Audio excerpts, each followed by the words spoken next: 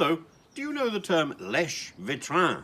Lèche-vitrine, I'm not going to translate it immediately. It's a French expression, and it's the French equivalent of window shopping.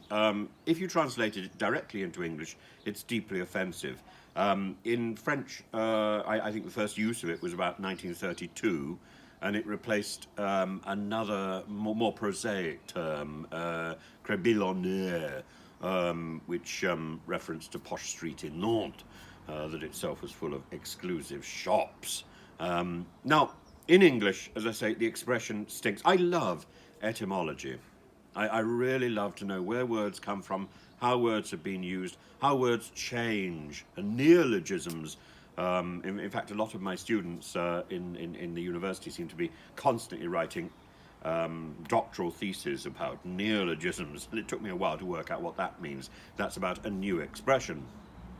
But lèche-vitrine in English is unbelievably prejudicial and offensive, and it appalled me that a comment was placed on YouTube yesterday, and it was in fact the first time that I've erased a comment on YouTube.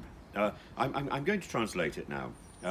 In English, this expression would be window lickers, and it's as I say, it's utterly offensive. It's not window shopping. I disapprove intensely of censorship. As I've not done it up till now, but I cannot allow a comment that is potentially so offensive without some feedback, and so offensive to a particular group. I'm going to try and explain this. I first came across this word, window licking, about 2-3 years ago, and it was used by Nadine Dorries. Yes, she, Nadine Dorries, and she'd just been appointed a junior health minister to Matt Hancock's ministry, and 2 years before that, she tweeted a ridiculous tweet, window-licking Twitter trolls out in force today. Now, my first thought was that this must have been a misunderstanding, and she meant finger-licking, which would be a reference to adverts from the 1970s, which I knew. But window-licking is a term of abuse for disabled people. It's derogatory, it's dismissive. It emerged as a term that was directed at one specific group, and now it has widened to be contemptuous of disabled people in general. It should never be used.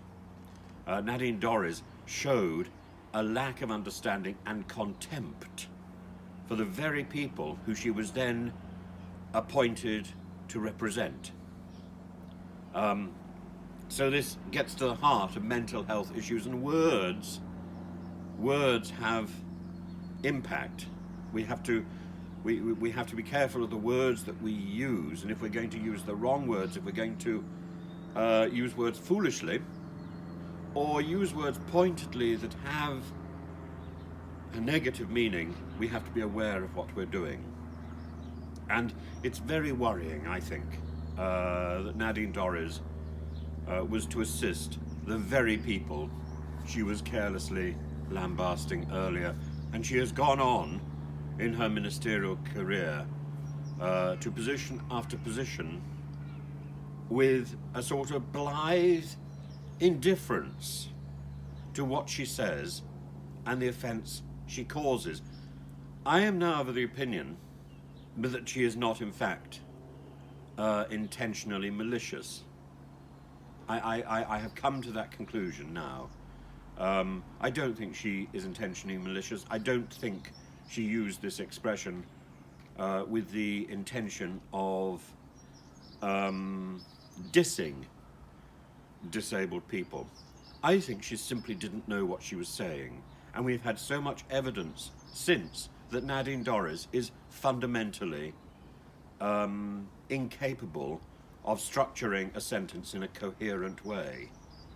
Nadine Dorries should never have ministerial office because she doesn't know what she is saying, because she is not in control of the ideas. It goes beyond her capacity as a minister, and I just think she's promoted beyond her ability. Now, I'm all for people being given an opportunity. I think everybody should be given an opportunity. But there comes a point when somebody makes so many gaffes that one just simply has to say enough is enough. And as for this expression, let's go back to the French term, because that at least is not offensive. Lèche-vitrine.